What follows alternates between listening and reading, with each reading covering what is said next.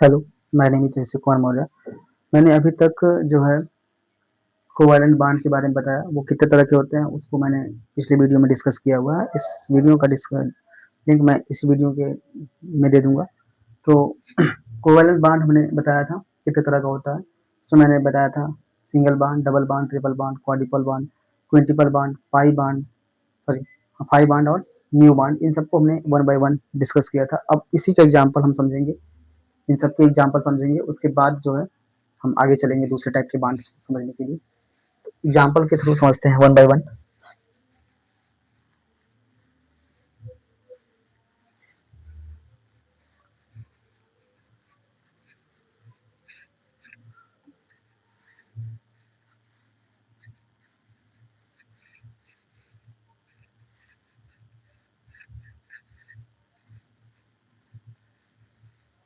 Covalent bond समझेंगे हम कितने तरह के होते हैं। कोवैलेंट बॉन्ड में पहला सिंगल बॉन्ड है। सिंगल बॉन्ड समझेंगे कितना कैसा होता है। कोवैलेंट बॉन्ड पढ़ रहे हैं हम लोग। कोवैलेंट बॉन्ड पहला सिंगल बॉन्ड। सिंगल बॉन्ड ऐसा बॉन्ड जिसके बीच एक इलेक्ट्रॉन की शेयरिंग हो। म्यूचुअल शेयरिंग किसने हो, एक इलेक्ट्रॉन दोनों एटम्स के थ्रू शेयर किए जाए, वहां पे क्या बनेगा, सिंगल बॉन्ड बनेगा। जैसे हमने डिस्कस किया था H2 मॉलिक्यूल या फिर H2O मॉलिक्यूल के लोग H2O मॉलिक्यूल में ऑक्सीजन जो होता है, इसके आउटर सेल में 2 इलेक्ट्रॉन 6 इलेक्ट्रॉन होते हैं और हाइड्रोजन के आउटर सेल में 1 इलेक्ट्रॉन होता है। हाइड्रोजन को अपना जो है स्टेबिलिटी गेन करने के लिए 1 इलेक्ट्रॉन की रिक्वायरमेंट होगी, तो ये 1 इलेक्ट्रॉन ऑक्सीजन के साथ शेयर कर लेगा। ये भी हाइड्रोजन क्या करेगा, 1 इलेक्ट्रॉन इस हाइड्रोजन के साथ शेयर कर लेगा। उसके बाद ऑक्सीजन को 2 इलेक्ट्रॉन की रिक्वायरमेंट होगी अपने स्टेबिलिटी को गेन करने के लिए, तो ये क्या करेगा, अपने इलेक्ट्रॉन को हाइड्रोजन के इलेक्ट्रॉन के साथ शेयर कर दिया और यहाँ पे बन गया सिंगल बॉन्ड। सिंगल बॉन्ड बना तो ये स्ट्रक्चर ऐसे हो सकता है, बट यहाँ पे एक क्या है, यहाँ पे 2 लोन पेयर ऑफ इलेक्ट्रॉन है, जिसकी वजह से क्या होगा, इनके बीच में रिपल्सन होगा। लोन पेयर रिपल्सन, और लोन पेयर रिपल्सन बहुत ही ज्यादा होता है as compare to bond pair lone pair bond pair repulsion. इस रिपल्सन के कंपेयर में ये रिपल्सन क्या होगा, हाई रिपल्सन होगा, और ये रिपल्सन क्या होगा, लो रिपल्सन होगा। लो रिपल्सन होगा। इसकी वजह से क्या होगा, ये बांड इधर की तरफ आ जाएगा और ये बांड इधर की तरफ आ जाएगा, और फाइनली ये स्ट्रक्चर कैसे बन जाएगा, बेंड बन जाएगा। तो ये इस तरह से बांड हो जाएगा रिपल्सन की वजह से। यहाँ पे और यहाँ पे रिपल्सन की वजह से क्या होगा, ये बांड बन जाएगा। और इसका स्ट्रक्चर कैसा होगा, इसका स्ट्रक्चर को बेंड बेंड स्ट्रक्चर बोलते हैं, बेंड या भी शेप स्ट्रक्चर, बेंड और भी शेप स्ट्रक्चर। बट इसका स्ट्रक्चर तो ये हो गया, बट इसकी जियोमेट्री जो होगी, जियोमेट्री इसका कैसा होगा, जियोमेट्री इसका होगा टेट्राहेड्रल। ठीक है, टेट्राहेड्रल होगा। ज्योमेट्री हम कैसे कैलकुलेट करते हैं, जिसमें लोन पेयर और बॉन्ड पेयर दोनों का यूज करेंगे उसमें ज्योमेट्री कैलकुलेट करने में, और स्ट्रक्चर कैलकुलेट करने में हम यूज करेंगे ओनली बॉन्ड पेयर। यहाँ पे क्या यूज होगा, only bond pair. Bond pair के थ्रू हम क्या बताएंगे, अगर किसी का शेप बता रहे हैं तो वो बताएंगे हम उसका स्ट्रक्चर। जब हम lone pair plus bond pair दोनों का यूज करेंगे तो हम क्या बताएंगे, उसकी ज्योमेट्री बताएंगे। तो इसकी ज्योमेट्री कैसी होगी, टेट्राहेड्रल, और स्ट्रक्चर कैसा होगा, बेंड होगा या भी शेप होगा। ठीक है, तो ये इसके बारे में था। दूसरा जो बॉन्ड होता है उसके बारे में हम डिस्कस करेंगे। दूसरा बॉन्ड, डबल बॉन्ड की बात करें,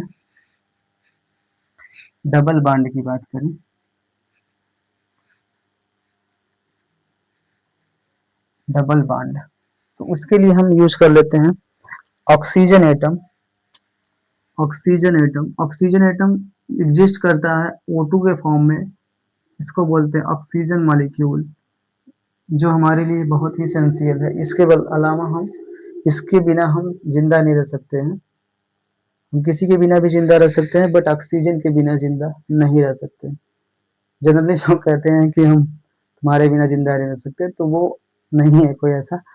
वो क्या है, बस ऑक्सीजन है जिसके बिना हम जिंदा नहीं रह सकते। किसी और के बिना हम जिंदा रह सकते हैं, बट ऑक्सीजन के बिना और पानी के बिना हम जिंदा नहीं रह सकते। It is impossible. तो कोई भी हमारी लाइफ का ऑक्सीजन नहीं है जिसके बिना हम जिंदा नहीं रह सकते। इट इज ओनली ऑक्सीजन जिसके बिना हम जिंदा नहीं रह सकते। फॉर एग्जाम्पल, कैसे बना ऑक्सीजन? तो ऑक्सीजन जो होता है, ये इसके आउटर सेल में जो होते हैं 6 इलेक्ट्रॉन होते हैं, और इसके आउटर सेल में 6 इलेक्ट्रॉन है। इसके इलेक्ट्रॉन को हम डॉट से शो कर देते हैं। दूसरा ऑक्सीजन जो है, इसके आउटर सेल में 6 इलेक्ट्रॉन रहेंगे। तो ये दोनों क्या करेंगे, म्यूचुअल शेयरिंग करेंगे। इसको भी 2 इलेक्ट्रॉन की जरूरत है ऑक्टेट कंप्लीट करने के लिए, और इसको भी 2 इलेक्ट्रॉन की जरूरत है ऑक्टेट कंप्लीट करने के लिए। तो दोनों क्या करेंगे, आपस में इलेक्ट्रॉन शेयर कर लेंगे, जिसकी वजह से क्या बन जाएगा, इनके बीच ऑक्सीजन, 2 इलेक्ट्रॉन की शेयरिंग हुई है तो यहाँ पे 2 बॉन्ड बनेगा। यहाँ पे एक सिग्मा बॉन्ड और एक पाई बॉन्ड बन जाएगा। 1 सिग्मा प्लस 1 पाई बॉन्ड बन गया। तो इस तरीके से क्या बनता है, डबल बॉन्ड बनता है। उसके बाद हम देखेंगे ट्रिपल बॉन्ड कैसे बनता है। तो ट्रिपल बॉन्ड के लिए इधर ट्रिपल बॉन्ड कैसे बनता है, triple bond, triple bond, triple bond मतलब mutual sharing, sharing of 3 electron, sharing of 3 electron, 3 electron की शेयरिंग जब होगी तो वहां पे क्या बनेगा, ट्रिपल बॉन्ड बनेगा। जैसे नाइट्रोजन मॉलिक्यूल है, तो नाइट्रोजन मॉलिक्यूल में नाइट्रोजन 2 एटम रहेगा, इसको नाइट्रोजन मॉलिक्यूल ऐसे बनेगा, 2 नाइट्रोजन के। और नाइट्रोजन की ही वजह से अर्थ का टेम्परेचर क्या होता है, कूल रहता है। अगर नाइट्रोजन ना हो तो अर्थ का एटमॉस्फेयर कूल नहीं रहेगा। और ये एटमॉस्फेयर में सबसे ज्यादा अमाउंट में पाया जाता है, 78% पाया जाता है। बिना इसके भी लाइफ एग्जिस्ट नहीं कर सकती, बट ये ऑक्सीजन के कंपेयर में लेस इंपॉर्टेंट। हमारे बॉडी में जितने भी प्रोटीन हैं उन सब में हमारी बॉडी का बिल्डिंग ब्लॉक है कौन, नाइट्रोजन। ठीक है, तो नाइट्रोजन के बारे में समझते हैं। नाइट्रोजन एटम है, इसके आउटर सेल में कितने इलेक्ट्रॉन है, 7 electron, 1s2 2s2 2p, sorry 7 नहीं, इसके आउटर सेल में जो होते हैं, इसके पास टोटल इलेक्ट्रॉन कितने हैं, 7 इलेक्ट्रॉन है, और इसके आउटर सेल में 3 इलेक्ट्रॉन है। अब 3 इलेक्ट्रॉन है तो 3 इलेक्ट्रॉन आउटर से, पी ऑर्बिटल में 3 इलेक्ट्रॉन है, तो पी ऑर्बिटल को कंप्लीट करने के लिए इसको क्या चाहिए, 3 इलेक्ट्रॉन और चाहिए। तो ये क्या करेगा, इसके पास 3 इलेक्ट्रॉन है, तो ये 3 इलेक्ट्रॉन इसके इस तरीके से, दूसरे भी क्या है 3 इलेक्ट्रॉन है, ये भी इस तरीके से। तो अपने पी ऑर्बिटल को कंप्लीट करने के लिए क्या करेगा, ये 3 इलेक्ट्रॉन इसका ले लेगा और ये 3 इलेक्ट्रॉन इसका ले लेगा, जिसकी वजह से क्या होगा, इसका पी ऑर्बिटल कंप्लीट हो जाएगा और ये क्या बन जाएगा, नाइट्रोजन मॉलिक्यूल बन जाएगा। इसमें इसको हमने हाफ बाउ प्रिंसिपल समझा, बट ऑक्टेट रूल के अकॉर्डिंग अगर देखें तो नाइट्रोजन के आउटर सेल में टोटल कितने हैं, 5 इलेक्ट्रॉन है, 5 इलेक्ट्रॉन है, और इस नाइट्रोजन के भी आउटर सेल में 5 इलेक्ट्रॉन है। तो ये 3 इलेक्ट्रॉन शेयर करेगा, अपना ऑक्टेट कंप्लीट कर लेगा, 3 6 2 8 हो गया। ये भी क्या करेगा, 3 इलेक्ट्रॉन अपना शेयर करेगा और अपना ऑक्टेट कंप्लीट करेगा, जिसकी वजह से क्या होगा, दोनों के बीच में 3 इलेक्ट्रॉन की शेयरिंग हुई है, तो यहाँ पे क्या बन जाएगा, ट्रिपल बॉन्ड बन जाएगा, नाइट्रोजन नाइट्रोजन ट्रिपल बॉन्ड।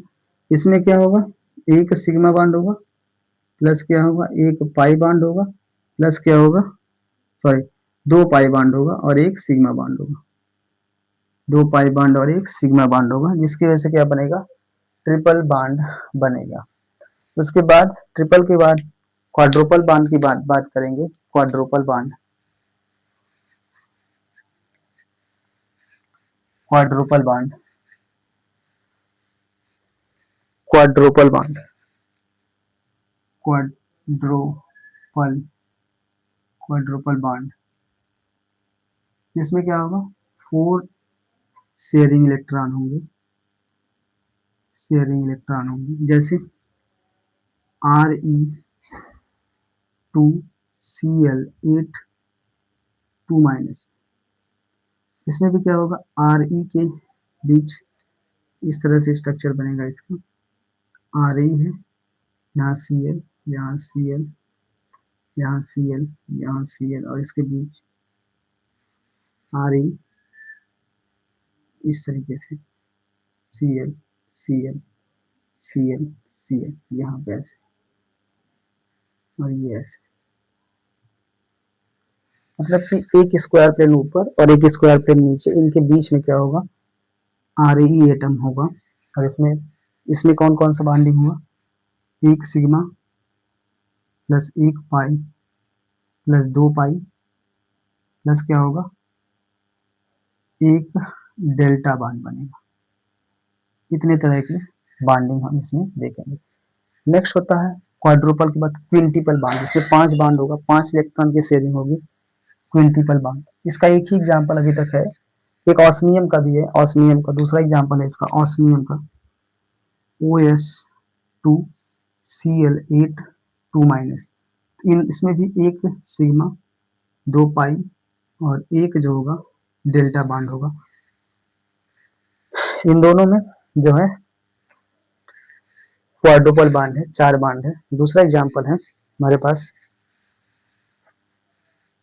दूसरा एग्जांपल है क्विंटिपल बॉन्ड, इसमें 5 बॉन्ड होगा, क्विंटिपल क्विंटिपल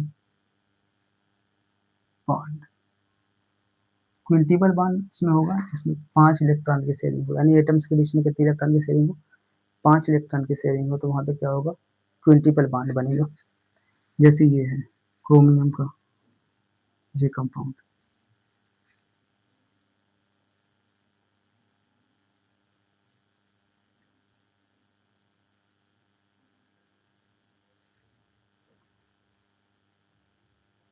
ये है, इस कंपाउंड में इतना कौन कौन सा बॉन्डिंग होगा, एक सिग्मा प्लस 2 पाई प्लस क्या होगा, 2 डेल्टा बॉन्ड होगा।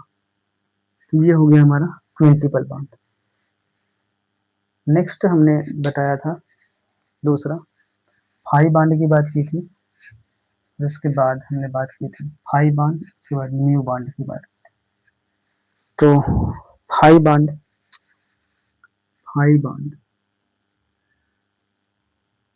पाई बॉन्ड किसमें बनेगा, हमने बताया था किसमें बनेगा, organo metallic compound, organo organo metallic, organo metallic compound,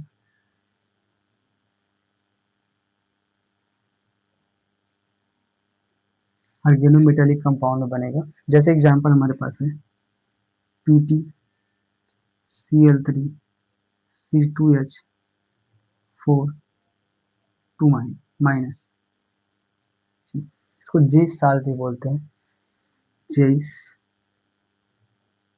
salt, जेस साल्ट। ये फर्स्ट आर्गेनोमेटेलिक कंपाउंड है, डी ब्लॉक का ये फर्स्ट आर्गेनोमेटेलिक कंपाउंड है ट्रांजिशन, जिसको फर्स्ट टाइम जेस ने बनाया था, इसीलिए इसका नाम दे दिया गया जेस साल्ट। तो इसका स्ट्रक्चर इस तरीके से होगा, Cl Cl और ये Cl यहाँ पे बन जाएगा CH2 डबल बॉन्ड CH2, जी है इस तरीके से। और भी एग्जांपल इसके हैं जिसमें हम हैप्टिसिटी के अकॉर्डिंग चेक करते हैं, हैप्टिसिटी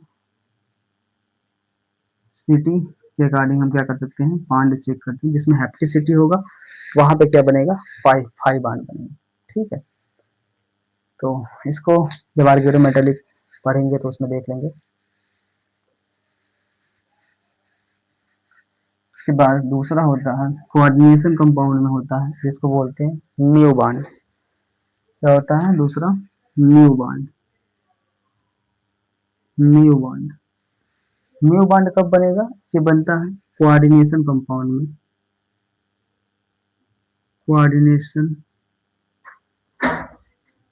कंपाउंड, जितने भी कोऑर्डिनेशन कंपाउंड है उसमें अगर कोई ऐसा लिगेंड लगा हो जो क्या कर रहा हो, ब्रिज का काम करता हो, तो वहां पे क्या बनेगा, न्यू बॉन्ड बनेगा।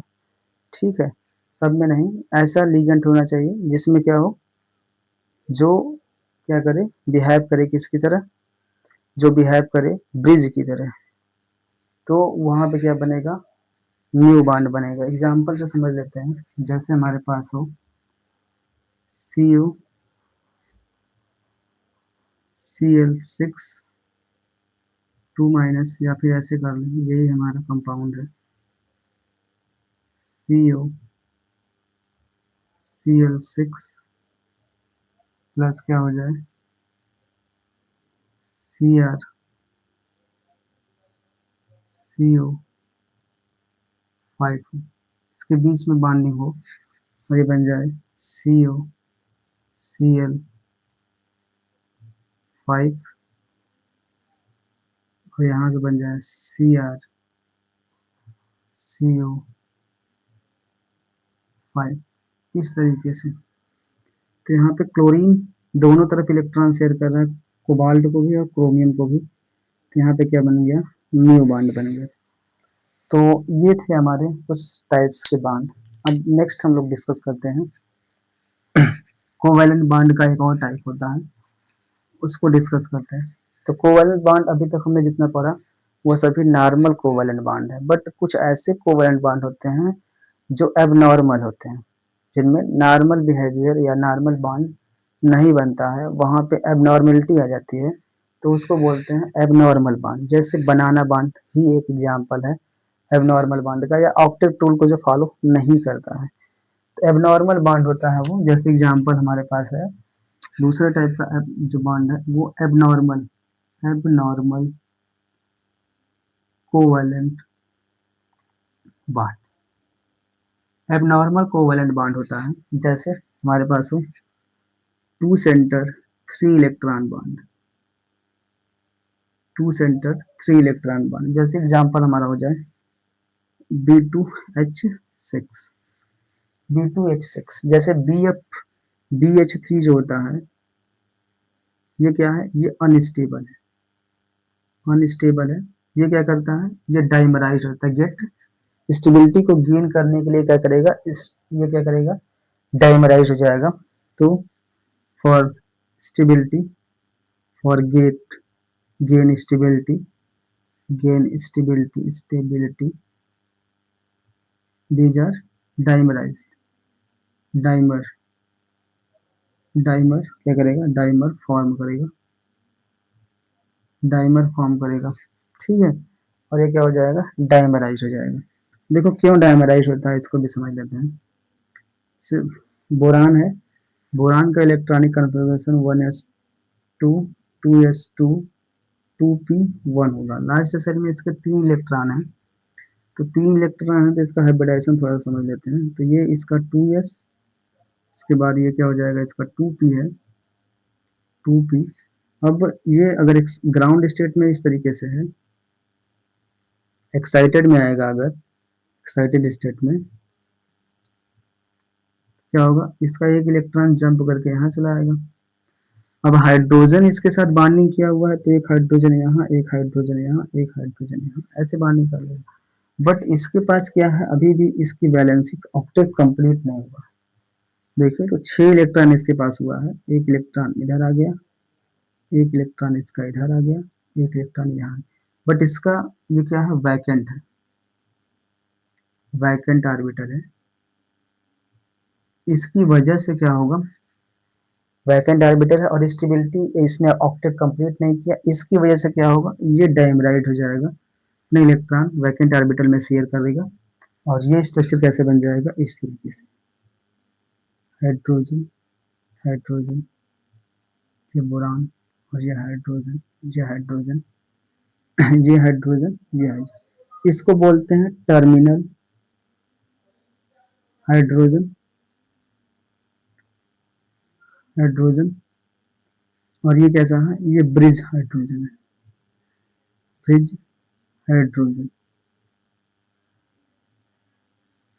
तो ये जो हाइड्रोजन है इस ये नॉर्मल बॉन्ड है, नॉर्मल कोवेलेंट बॉन्ड है, इसमें 2 इलेक्ट्रॉन 2 सेंटर बॉन्डिंग होगा, 2 इलेक्ट्रॉन 2 सेंटर बॉन्ड है।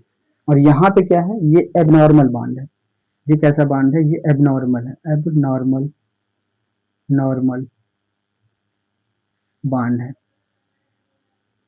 यहाँ पे कैसा बॉन्डिंग है, 2 सेंटर, सॉरी यहाँ पे 3 सेंटर 2 इलेक्ट्रॉन बॉन्ड है, यानी जो 2 इलेक्ट्रॉन है वो इस 3 सेंटर के बीच में शेयर किया गया है। इसकी वजह से इसका स्ट्रक्चर बनाना लायक हो जाता है, और ये स्ट्रक्चर हम इसको ऐसे बनाते हैं।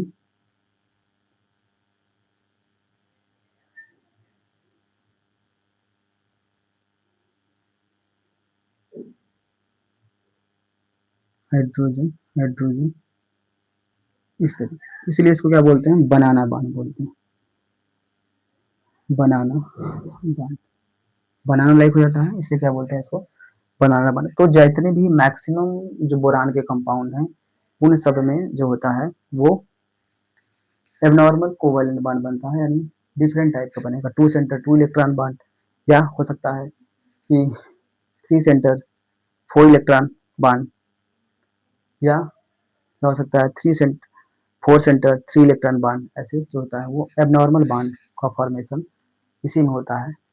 ठीक है, तो ये हो गया हमारा कोवेलेंट बॉन्ड। ठीक, कोवेलेंट बॉन्ड के बारे में हमने इतना पढ़ लिया। दूसरा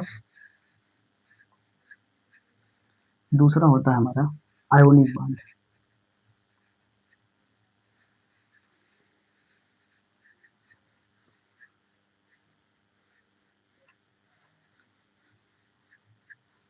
आयोनिक बॉन्ड की बात करते हैं।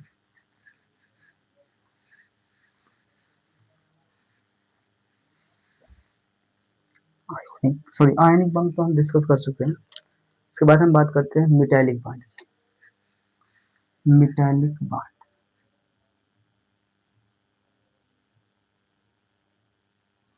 मेटालिक बॉन्ड क्या होता है, मेटालिक बॉन्ड को हम ऐसे समझ सकते हैं, जैसे मेटालिक बॉन्ड क्यों बनता है, कैसे बनता है।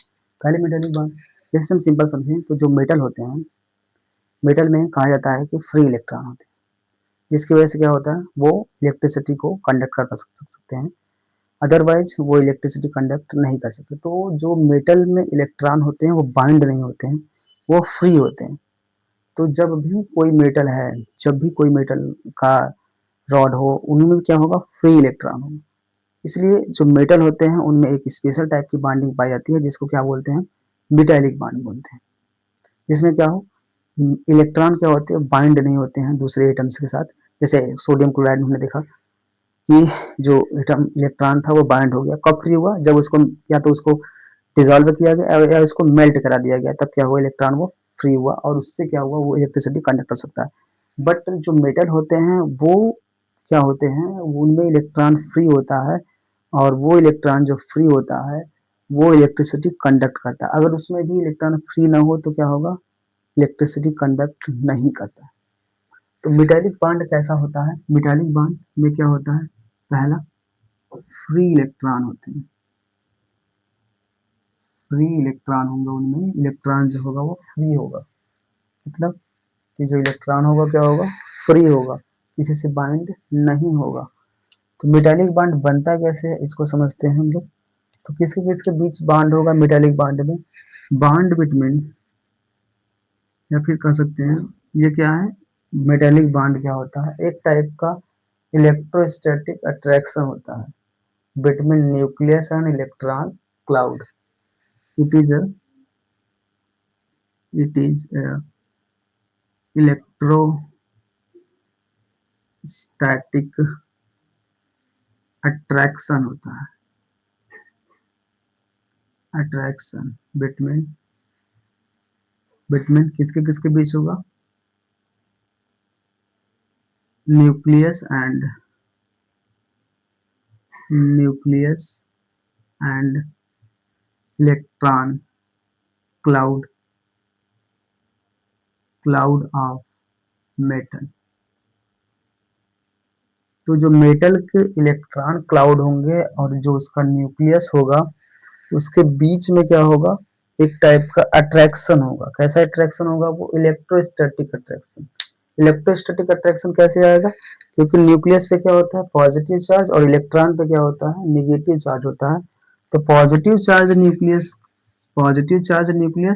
और निगेटिव चार्ज इलेक्ट्रॉन क्लाउड के बीच में क्या होगा? एक टाइप का, इन दोनों के बीच में क्या होगा? एक टाइप का अट्रैक्शन होगा, जिसके थ्रू क्या करेंगे? यह एक दूसरे से जुड़े रहेंगे और क्या बनाएंगे? Metallic bond. थोड़ा समझते हैं इसको हम।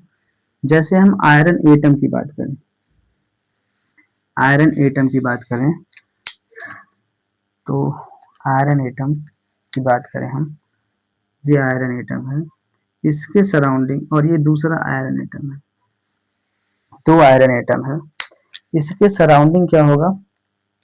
बहुत सारे इलेक्ट्रॉन मूव करते रहेंगे। इलेक्ट्रॉन का एक क्लाउड होगा इसके सराउंडिंग। इलेक्ट्रॉन की स्पीड इतनी ज्यादा होती है मूव करने की कि इनको कैसा दिखाई देगा? क्लाउड की तरह दिखाई देगा। और इसका भी इलेक्ट्रॉन है, इसको हम दूसरे कलर से दिखाते हैं। इसका भी इलेक्ट्रॉन है जो क्या होगा?